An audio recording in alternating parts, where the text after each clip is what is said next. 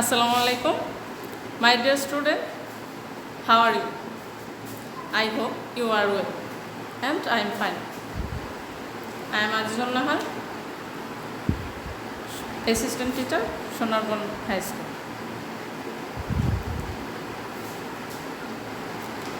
I read the Holy Quran regularly.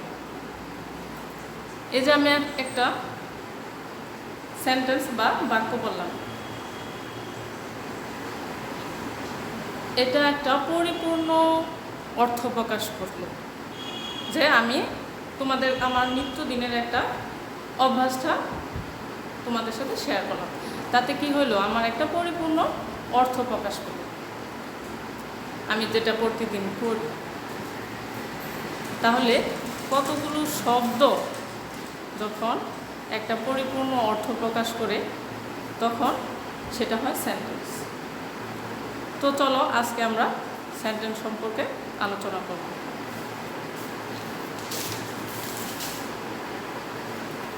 দেখো sentence বা বাক্য। তো তাহলে আমরা সেন্টেন্স বা বাক্য কাকে বলে বা এটা সম্পর্কে আমরা একটু জেনে নিই। যেরকম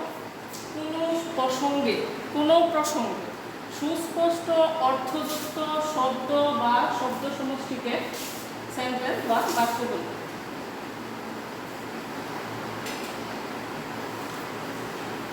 যে সকল শব্দ পরিপূর্ণ অর্থ প্রকাশ করতে হবে, অবশ্যই এই জিনিসটা খেয়াল রাখবে যে পরিপূর্ণ অর্থ প্রকাশ যেন করে। তাহলে কি, যে সকল শব্দ বা কোনো প্রসঙ্গে আমরা যখন পরিপূর্ণ অর্থ প্রকাশ করি তখন সেটা হয় সেন্টেন্স। যদি আমরা এরকম বলি যে হি গোজ টু স্কুল রেগুলারলি, সে কি প্রতিদিন স্কুলে যায় বা নিয়মিত সে স্কুলে যায়। এখন দেখো, যদি আমি এরকম লিখি হি টু স্কুল, তাহলে কি আমার শব্দের অর্থের পরিপূর্ণতা প্রকাশ পেয়েছে? না, সেক্ষেত্রে সেন্টেন্সটা হয় না। তাহলে আমার কি করতে হবে, একটা সেন্টেন্স হইতে গেলে অবশ্যই পরিপূর্ণ অর্থ প্রকাশ করতে হবে, সেটা আমাদের মাথায় রাখতে হবে। তাহলে যখন পরিপূর্ণ অর্থ প্রকাশ হবে তখনই মূলত সেন্টেন্সটা হবে।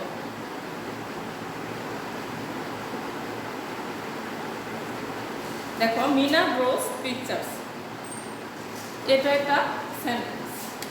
Mina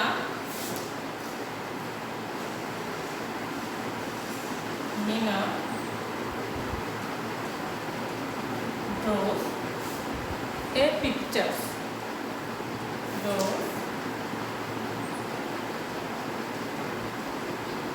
Mina draws a pictures। তাহলে এটাও একটা পরিপূর্ণ অর্থ প্রকাশ পেল, তাই না? তাহলে এটাও একটা সেন্টেন্স। তাহলে আমাদের আরেকটা জিনিস বুঝতে হবে অবশ্যই, যে সেন্টেন্সের হতে গেলে আমাদের অবশ্যই ফরম্যাটিং সেন্টেন্সটা জানতে হবে। ফরম্যাটিং সেন্টেন্সটা কীরকম, যেমন ধরো সিঙ্গেল ওয়ার্ডেড এবং মাল্টি ওয়ার্ডেড।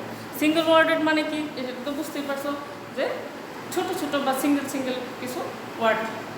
যেমন formatting of sentence single worded, multi worded. Single worded কি, ইয়েস, নো, কাম,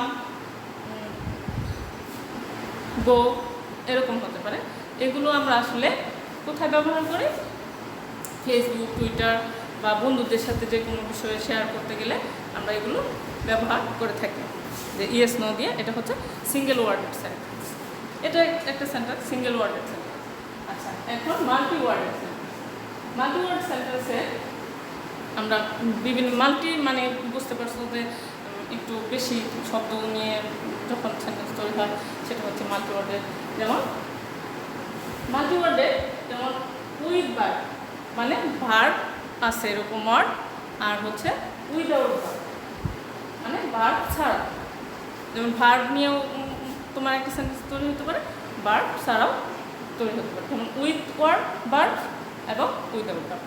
উইথ ভার্বে যেমন হো স্পিকিং, এখানে হো হচ্ছে কি সাবজেক্ট, আর স্পিকিং হচ্ছে ভার্ব। আর এখানে হোয়াই নটটা উইদাউট ভার্ব। তোমরা কি বুঝতে পারছো ফরম্যাটিং সেন্টেন্স কি? ফরম্যাটিং সেন্টেন্সে সিঙ্গেল ওয়ার্ডেড সেন্টেন্স ইয়েস নো, কাম গো আর মাল্টি ওয়ার্ডেড। এখন আমাদের সেন্টেন্স এই সম্পর্কে ধারণা জানার পূর্বে অবশ্যই আমাদের জানতে হবে সেন্টেন্স এর গঠন। তোমরা কি সেন্টেন্সের গঠনটা বুঝতে পারতেছ? কেউ কেউ হয়তো বা ধারণা করছো যে সেন্টেন্সের গঠনটা কীরকম হবে। তাহলে আমাদের সব প্রথমে সেন্টেন্সের গঠনে কি কি লাগে? তখন সাবজেক্ট লাগে, অবশ্যই একটা ভার্ব লাগবে, তারপরে অবজেক্ট লাগবে, তারপরে অ্যাডজেক্টিভ, অ্যাডভার্ব, তারপরে অ্যান্ড আদার ওয়ার্ডস, তোমার আরও অন্যান্য যে কোনো ওয়ার্ড লাগতে পারে। সেক্ষেত্রে দেখো সেন্টেন্সের গঠনের subject, verb plus object, adjective এবং অ্যাডভার্ব বা আদার ওয়ার্ডস। তাহলে দেখো আমাদের এখানে সাবজেক্ট কি আছে? হি, ভার্ব ড্রপ, অবজেক্টে বি কাম, অ্যাডজেক্টিভ ভেরি ফাস্ট, আদার ওয়ার্ডস আমরা এভাবে ব্যবহার করি।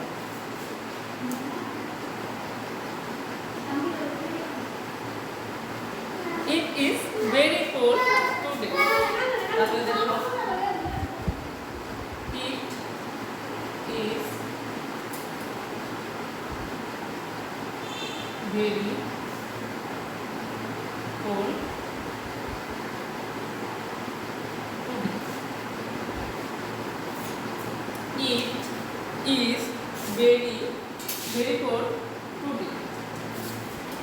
কি হলো? Subject it, but is object, very cold today, very cold adjective today and others word.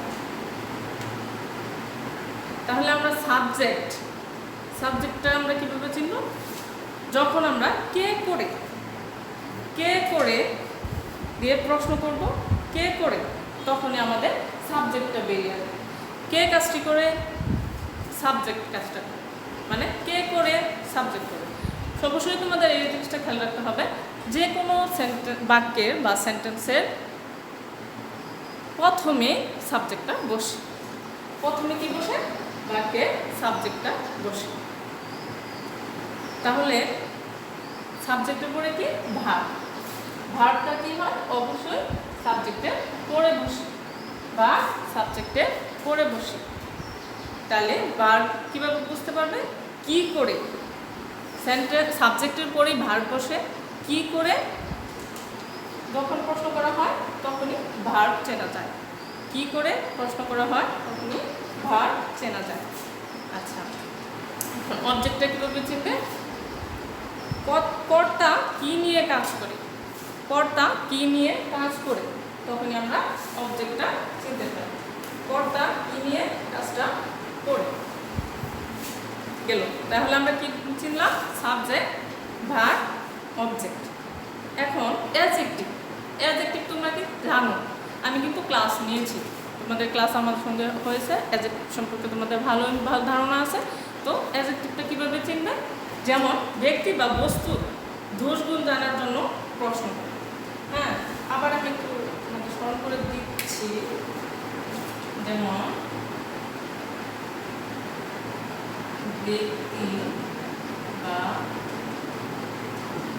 বস্তু দোষগুণ, হ্যাঁ, দোষগুণ জানার জন্যে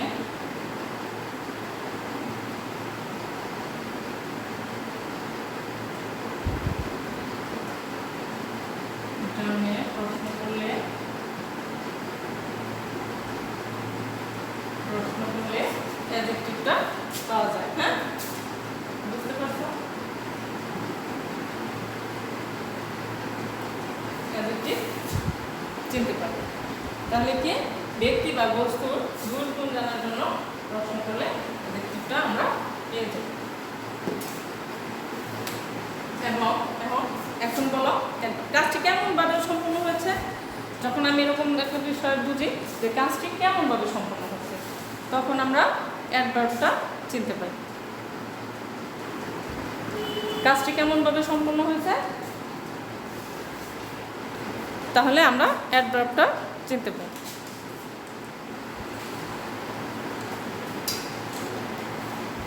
তাই না? বুঝতে পারছো? তাহলে অবশ্যই আমাদের এই জিনিসটা মনে রাখতে হবে যে ইংরেজিতে সিংহভাগ বাক্যই উপরোক্ত এই প্যাটার্ন অনুযায়ী গঠিত হয়ে থাকে। ইংরেজিতে সিংহভাগ বাক্যই এই প্যাটার্ন অনুযায়ী গঠন হয়ে থাকে। তোমাদের অবশ্যই এটা ভাবতে হবে, মনে রাখতে হবে যে ইংরেজি সিংহভাগ বাক্যই উপরোক্ত প্যাটার্ন অনুযায়ী হয়ে থাকে।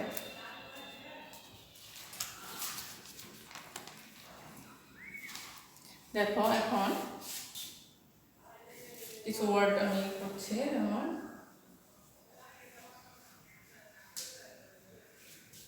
সাবজেক্ট, ভার্ব, সাবজেক্ট এবং ভার্ব। দেখো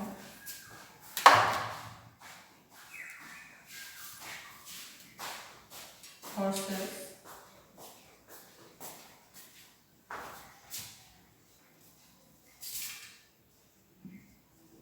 horses run, তাহলে এখানে horses run কি হচ্ছে, ঘোড়াগুলো দৌড়াচ্ছে, horses run, তাহলে সাবজেক্ট হচ্ছে horses, ভার্ব হচ্ছে run। they are playing, they are playing, তাহলে কি হলো, they are playing। দেখো আবার যেমন something happens,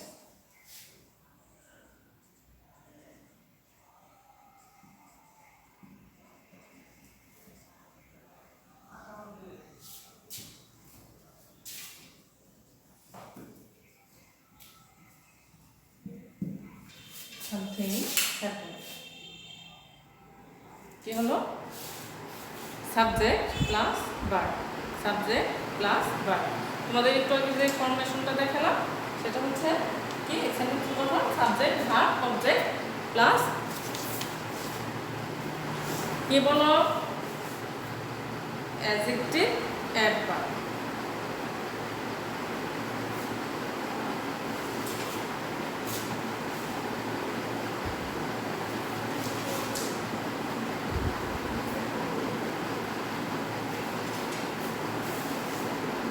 সেন্টেন্সের দুটি অংশ থাকে, যেমন subject and predicate, subject and predicate. সাবজেক্টের যে অংশটা সেটা হচ্ছে সাবজেক্ট, সাবজেক্টের পরের যে সকল অংশগুলো আছে সেটি হচ্ছে প্রেডিকেট।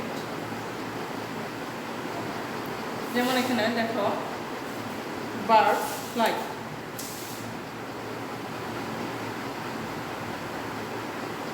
birds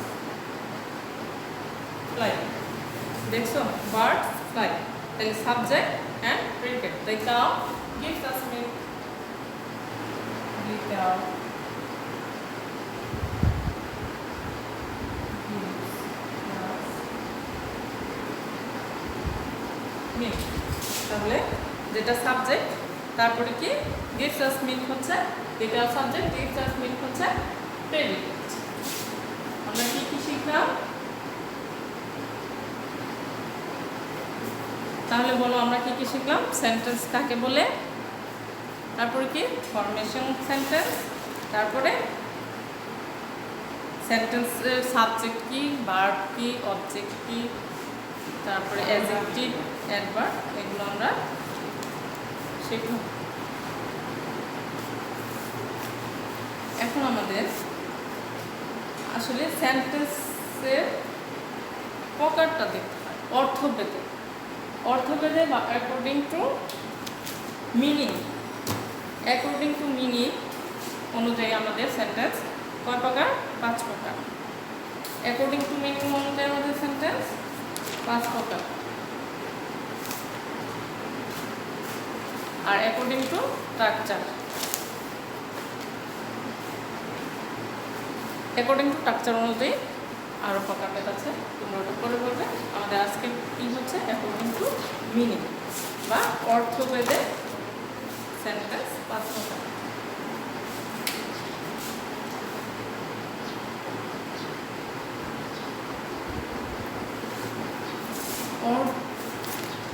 অর্থভেদে সেন্টেন্স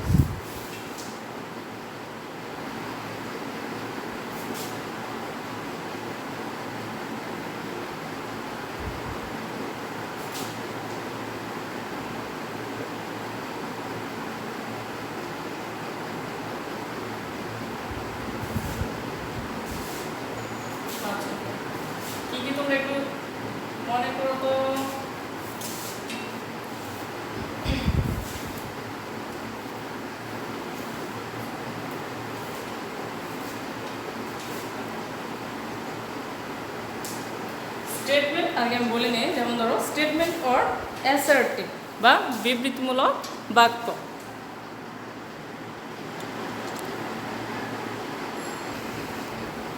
দেখো অর্থভেদে সেন্টেন্স 5 প্রকার।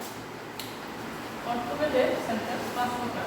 এখানে প্রথম হচ্ছে 1 নম্বর স্টেটমেন্ট অর অ্যাসার্টিভ সেন্টেন্স। আমি একটা জিনিস যোগ করে দিয়েছি, যেমন আমরা সবাই জানি অ্যাসার্টিভ সেন্টেন্স বা বিবৃতিমূলক বাক্য। অ্যাসার্টিভ সেন্টেন্স বিবৃতিমূলক বাক্য। এখানে দেখো statement or assertive sentence, statement শব্দটা যোগ করে দিয়ে তোমাদের এই জিনিসটা অবশ্যই বুঝতে পারো যে স্টেটমেন্ট মানে বিবৃতি, বিবৃতিমূলক স্টেটমেন্ট অর অ্যাসার্টিভ সেন্টেন্স বা বিবৃতিমূলক বাক্য। কোনো একটা সেন্টেন্সটা এরকম হতে পারে যে বিবৃতি স্টেটমেন্ট বা অ্যাসার্টিভ বা বিবৃতিমূলক বাক্য হতে পারে। তাহলে দেখো 2 নম্বর কোশ্চেন। কোশ্চেন মানে কি? প্রশ্ন। তাহলে তুমি এই জিনিসটা দিয়ে অবশ্যই বুঝতে পারতেছো যে এই সেন্টেন্সটা অবশ্যই প্রশ্নবোধক বাক্য হবে। তাহলে যখন প্রশ্নবোধক বাক্য হবে তা কি হবে? Interrogative sentence. ইন্টারোগেটিভ সেন্টেন্স বা প্রশ্নবোধক বাক্য কি হয়? ইন্টারোগেটিভ সেন্টেন্স বা প্রশ্নবোধক বাক্য। তাহলে আমরা কিভাবে বলতে পারি? Question or interrogative sentence, question or interrogative sentence বা প্রশ্নবোধক বাক্য। দেখো 3 নম্বর হচ্ছে কমান্ড। কমান্ড, কমান্ড মানে কি? আদেশ করা। কমান্ড একটা জিনিস আদেশ করা বোঝায়। আর রিকোয়েস্ট মানে কি? অনুরোধ বোঝাচ্ছে। যখন command or request imperative sentence তোমরা এই অংশটা যোগ করে লিখবে, তখন তোমরা অটোমেটিকলি বুঝে যাবে যে এটা আদেশ অনুরোধ অর্থাৎ ইম্পারেটিভ সেন্টেন্স। আদেশ অনুরোধ অর্থাৎ ইম্পারেটিভ সেন্টেন্সটা বোঝা যাচ্ছে। তাহলে কি হলো? স্টেটমেন্ট অফ অ্যাসার্টিভ সেন্টেন্স বা assertive sentence, command question or interrogative sentence, command or request imperative sentence. তাহলে আমরা বলতে পারি assertive sentence, interrogative sentence, imperative sentence. 4 নম্বরটা কি? Wishes or prayer. Wishes or prayer মানে ইচ্ছা এবং প্রার্থনা। প্রেয়ার অর্থ প্রার্থনা, ইচ্ছা এবং প্রার্থনা। অবজেক্টিভ সেন্টেন্স, অবজেক্টিভ সেন্টেন্স ইচ্ছাবোধক বা প্রার্থনা। তাহলে 5 নম্বরটা দেখো এক্সক্লামেশন বা এক্সক্লামেটরি সেন্টেন্স। এক্সক্লামেটরি সেন্টেন্স হচ্ছে আবেগ বা বিস্ময়সূচক বাক্য। এখানে আবেগ বা বিস্ময়সূচক বাক্য প্রকাশ পাচ্ছে।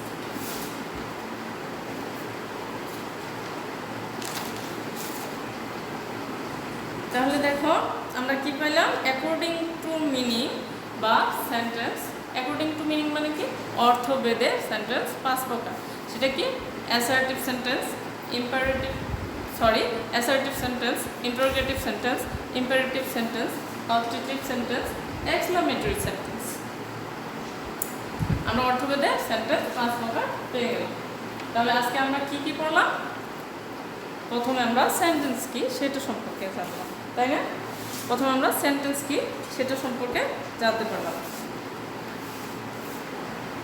তারপরে কি জানলাম? একটা সেন্টেন্সের গঠন কিভাবে হয়, একটা সেন্টেন্সের গঠন কিভাবে হয়। আর ফরমেশন অফ সেন্টেন্স আমরা জানলাম, ফরমেশন অফ সেন্টেন্স। এবং এটা জানতে পারলাম যে অর্থভেদে সেন্টেন্স কয় প্রকার এবং কি কি।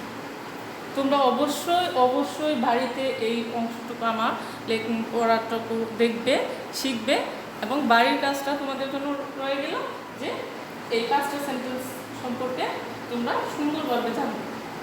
কিন্তু এটার একটা বিস্তারিত ক্লাস আমি আবার নিব, যেমন এই 5টা সেন্টেন্স কীভাবে কোন জায়গায় প্রয়োগ হয়, কোন সেন্টেন্সে পড়লো সেই সম্পর্কে আমরা একটা পূর্ণাঙ্গ ক্লাস নেব। খোদা হাফেজ। তোমরা সবাই ভালো থাকবে, সুস্থ থাকবে এবং আশা করি বাড়িতেই থাকবে।